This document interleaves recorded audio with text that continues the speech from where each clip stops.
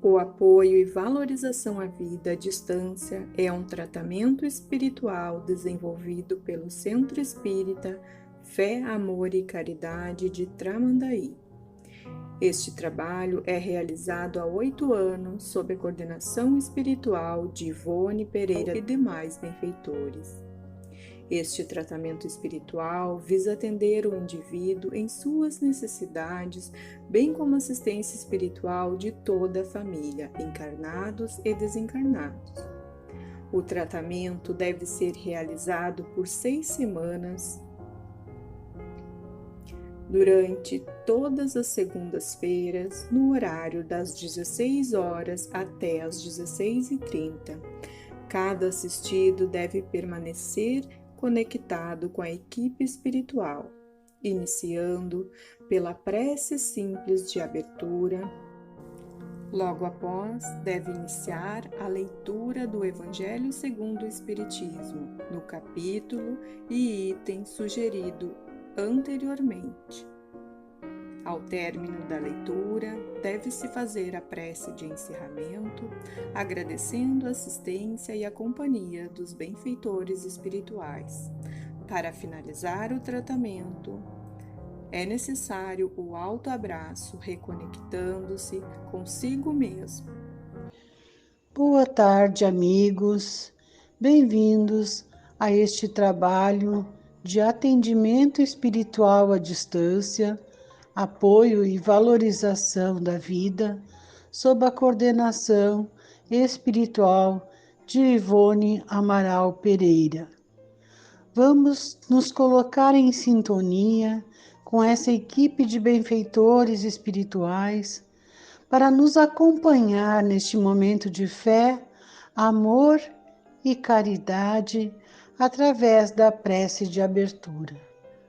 Pai nosso que estás em toda parte, santificado seja o teu nome, no louvor de todas as criaturas. Venha a nós o teu reino de amor e sabedoria. Seja feita a tua vontade, acima de nossos desejos, tanto na terra quanto nos círculos espirituais. O pão nosso da mente e do corpo, dá-nos hoje. Perdoa as nossas dívidas, ensinando-nos a perdoar nossos devedores com o esquecimento de todo mal. Não permitas que venhamos a cair sob os golpes da tentação de nossa própria inferioridade. Livra-nos do mal que ainda reside em nós mesmos, porque só em ti brilha a luz eterna do reino e do poder, da glória e da paz, da justiça e do amor para sempre. Assim seja. Evangelho segundo o Espiritismo, capítulo 5. Deve-se pôr termo às provas do próximo quando se pode ou é preciso, por respeito aos desígnios de Deus, deixá-las seguir seu curso? Dissemos e repetimos frequentemente que estais sobre esta terra de expiação para arrematar vossas provas, e que tudo aquilo que vos sucede é uma consequência de vossas existências anteriores, o ônus da dívida que tendes a pagar. Mas esse pensamento provoca em certas pessoas reflexões que é necessário deter, porque poderiam ter consequências funestas. Alguns pensam que desde o momento que se está sobre a terra para expiar, é preciso que as provas tenham seu curso. Há mesmo os que querem até crer que não somente é preciso nada fazer para as atenuar, mas que é preciso, ao contrário, contribuir para torná-las mais proveitosas, tomando-as mais vivas. É um grande erro.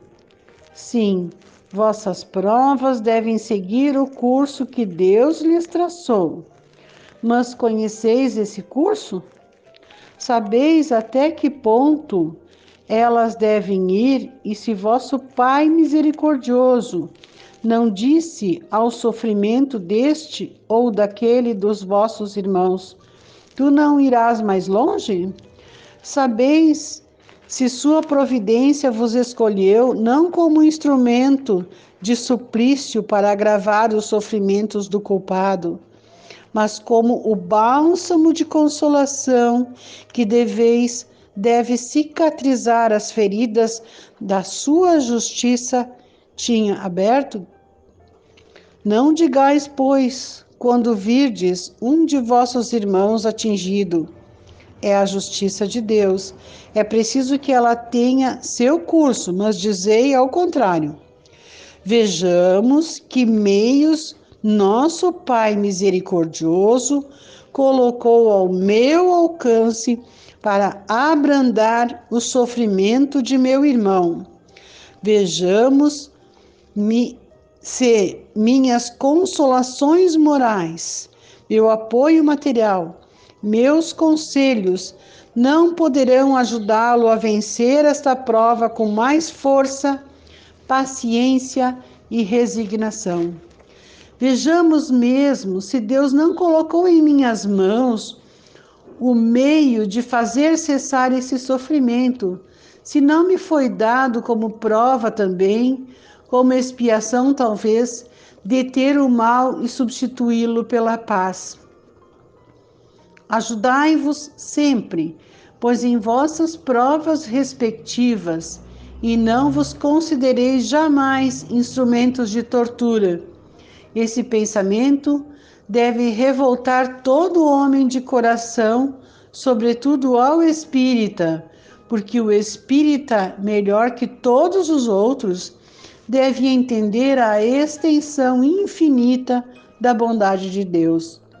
O espírita deve pensar que sua vida inteira deve ser um ato de amor e de devotamento, que qualquer coisa que faça para contrariar as decisões do Senhor, sua justiça terá seu curso. Ele pode, pois, sem medo, fazer todos os esforços para abrandar a amargura da expiação, mas é só Deus que pode detê-la ou prolongá-la segundo julgue necessário.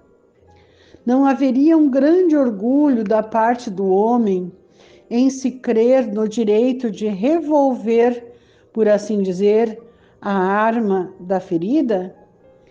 De aumentar a dose de veneno no peito daquele que sofre, sob o pretexto de que tal é sua expiação? Considerai-vos sempre como um instrumento escolhido para fazê-la cessar. Resumamos assim: estáis todos na terra para expiar, mas todos, sem exceção, deveis empregar todos os vossos esforços para abrandar a expiação de vossos irmãos, segundo a lei de amor e de caridade. Bernardin, Espírito Protetor, Bordeaux, 1863. Um homem está agonizante, vítima de cruéis sofrimentos. Sabe-se que seu estado é desesperador. É permitido poupar-lhe alguns instantes de angústia, apressando-lhe o fim? Quem, pois, vos daria o direito de pré-julgar os desígnios de Deus? Não pode ele conduzir um homem à borda do fosso para daí o retirar, a fim de fazê-lo retornar a si mesmo e de o conduzir a outros pensamentos? Em qualquer extremo que esteja um moribundo, ninguém pode dizer com certeza que sua última hora chegou. A ciência jamais se enganou em suas previsões? Sei muito bem que há casos aos quais se pode considerar, com razão, como desesperadores, mas se não há nenhuma esperança fundada de um retorno definitivo à vida e à saúde, não existem inumeráveis exemplos em que, no momento de dar o último suspiro, o doente se reanima e recobra suas faculdades por alguns instantes? Pois bem, essa hora de graça que lhe é concedida pode ser para ele da maior importância, porque ignorais as reflexões que poderia fazer seu espírito nas convulsões da agonia e quantos tormentos pode lhe poupar um relâmpago de arrependimento. O materialista que não vê senão o corpo e não considera a alma não pode compreender essas coisas. Mas o espírita, que sabe o que se passa além do túmulo, conhece o valor do último pensamento. Abrandai os últimos sofrimentos quanto esteja em vós, mas guardai-vos de abreviar a vida, não fosse senão de 1 minuto, porque esse minuto pode poupar muitas lágrimas no futuro. São Luís, Paris, 1860. Aquele que está desgostoso da vida, mas não quer suicidar-se, é culpável em procurar a morte sobre um campo de batalha com o pensamento de torná-la útil? Que o homem se mate ou se faça matar, o objetivo é sempre de abreviar a sua vida e, por conseguinte, há suicídio de intenção, se não de fato. O pensamento de que sua morte servirá para alguma coisa é ilusório. Não é senão um pretexto para colorir sua ação e executá-la aos seus próprios olhos. Se ele tinha seriamente o desejo de servir seu país, procuraria viver defendendo-o de tudo e não morrer, porque uma vez morto não lhe serve mais para nada. O verdadeiro devotamento consiste em não temer a morte, quando se trata de ser útil, em enfrentar o perigo, a fazer por antecipação e sem pesar o sacrifício da sua vida, se isso é necessário. Mas a intenção premeditada de procurar a morte, expondo-se a um perigo, mesmo para prestar serviço, anula o mérito da ação. São Luís, Paris, 1860. Um homem se expõe a um perigo iminente para salvar a vida de um dos seus semelhantes, sabendo de antemão que ele mesmo sucumbirá. Isso pode ser considerado um suicídio? Do momento em que não há intenção de procurar a morte, não há suicídio, mas devotamento e abnegação, embora a certeza de parecer. Mas quem pode ter essa certeza? Quem disse que a providência não reserva um meio inesperado de salvação no momento mais crítico? Não pode ela salvar mesmo aquele que estiver na boca de um canhão? Frequentemente, pode ela querer prolongar a prova da resignação até seu último limite, quando uma circunstância inesperada desvia o golpe fatal.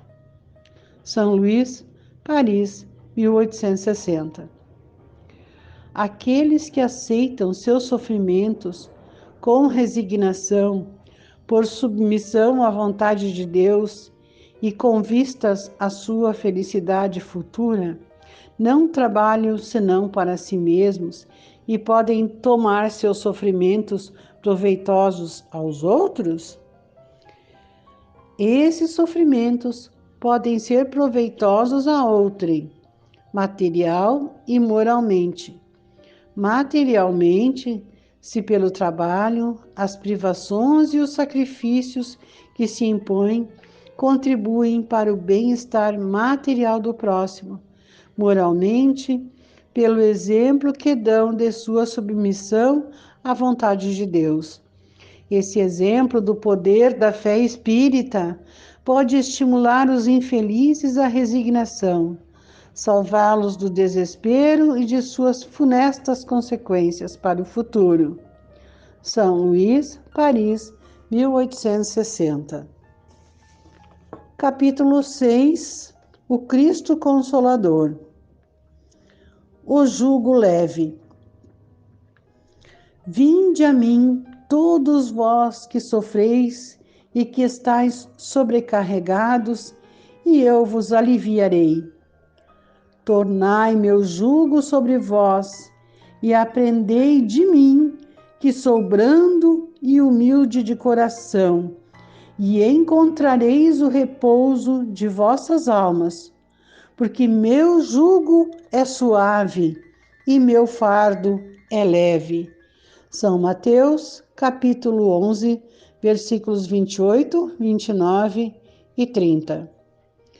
Todos os sofrimentos, misérias, decepções, dores físicas, perda de seres queridos, encontram sua consolação na fé no futuro, na confiança na justiça de Deus, que o Cristo veio ensinar aos homens sobre aquele, ao contrário, que não espera nada depois dessa vida, ou que duvida simplesmente.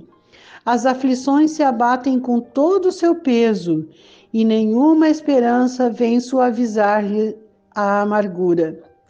Eis o que levou Jesus a dizer: Vinde a mim, todos vós que estáis fatigados, e eu vos aliviarei. Entretanto, Jesus coloca uma condição à sua assistência e à felicidade que promete aos aflitos. Essa condição está na lei que ensina.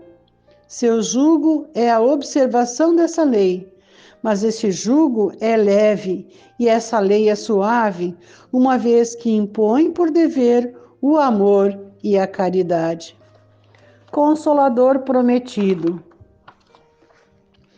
Se vós me amais, guardai meus mandamentos, e eu pedirei a meu Pai, e ele vos enviará um outro Consolador, a fim de que permaneça eternamente convosco, o Espírito de verdade, que o mundo não pode receber, porque não o vê e não o conhece. Mas quanto a vós, conhecê-lo-eis, porque permanecerá convosco e estará em vós. Mas o Consolador, que é o Santo Espírito, que meu Pai enviará em meu nome, vos ensinará todas as coisas e vos fará relembrar de tudo aquilo que eu vos tenha dito. São João, capítulo 14, versículos 15, 16, 17 e 26.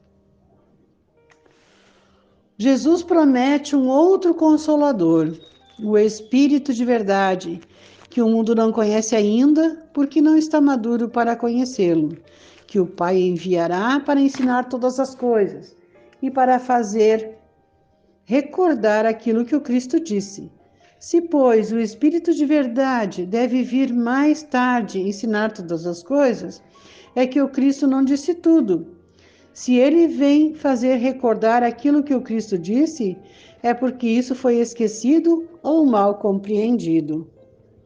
O Espiritismo vem, no tempo marcado, cumprir a promessa do Cristo. O Espírito de verdade preside a sua instituição, chama os homens à observância da lei e ensina todas as coisas em fazendo compreender o que o Cristo não disse, senão por parábolas. O Cristo disse: que ouçam os que têm ouvidos para ouvir. O Espiritismo vem abrir os olhos e os ouvidos, porque fala sem figuras e sem alegorias. Ele ergue o véu deixado propositadamente sobre certos mistérios.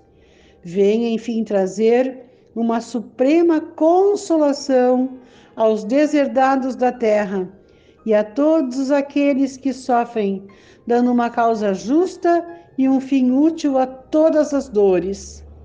O Cristo disse: bem-aventurados os aflitos, porque serão consolados. Mas de que forma se achar feliz sofrendo, não sabendo por que se sofre? O Espiritismo mostra-lhe a causa das existências anteriores e na destinação da terra, onde o homem expia seu passado. Mostra-lhe o objetivo naquilo em que os sofrimentos são como crises salutárias, que conduzem à cura e são a depuração que assegura a felicidade nas existências futuras. O homem compreende que mereceu sofrer e acha o sofrimento justo. Sabe que esse sofrimento ajuda o seu progresso e o aceita sem lamentar, como o obreiro aceita o trabalho que lhe valer seu salário. O Espiritismo lhe dá uma fé inabalável no futuro, e a dúvida pungente não mais se abate sobre sua alma, fazendo-o ver do alto a importância das vicissitudes terrestres, se perde no vasto e esplêndido horizonte que ele descortina, e a perspectiva da felicidade que o espera lhe dá a paciência, a resignação e a coragem de ir até o fim do caminho.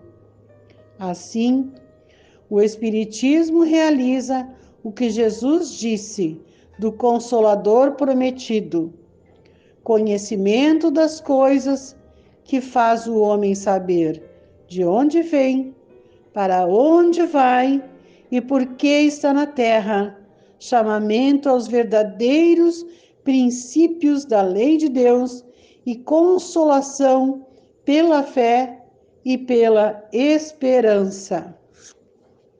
Finalizamos este momento agradecendo o apoio de nossos amigos espirituais que nos acompanharam, seguindo confiantes e perseverantes na valorização de nossa vida e no Evangelho de Jesus, com a prece aos espíritos protetores do Evangelho segundo o Espiritismo.